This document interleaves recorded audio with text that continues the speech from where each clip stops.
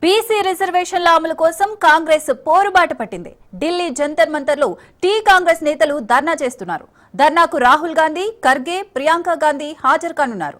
తెలంగాణలో విద్య, ఉద్యోగాలు, స్థానిక సంస్థల ఎన్నికల్లో బీసీ రిజర్వేషన్లను 42% పెంచుతూ రాష్ట్ర ప్రభుత్వం మార్చి 17న అసెంబ్లీలో ఆమోదించి రాష్ట్రపతికి పంపిన బిల్లులకు వెంటనే ఆమోదం తెలపాలన్న డిమాండ్తో ఢిల్లీలోని జంతర్ మంతర్లో కాంగ్రెస్ ధర్నా చేస్తోంది. ముఖ్యమంత్రి రేవంత్ రెడ్డి, పీసీసీ అధ్యక్షుడు మహేష్ కుమార్ గౌడ్ ఆధ్వర్యంలో ఈ కార్యక్రమం జరుగుతోంది.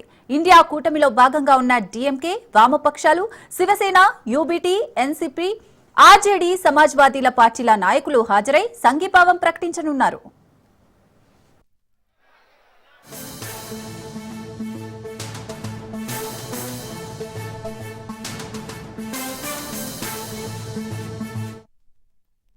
తెలంగాణ ప్రభుత్వం నిర్వహించిన కుల గణనను జాతీయ స్థాయి నమూనాగా మార్చాలన్న ఎజెండాతో తొలి నుంచి పోరాటం చేస్తున్న కాంగ్రెస్ ఈ ధర్నాను విజయవంతంగా నిర్వహించి దేశవ్యాప్తంగా ఒక సందేశాన్ని పంపాలని భావిస్తోంది.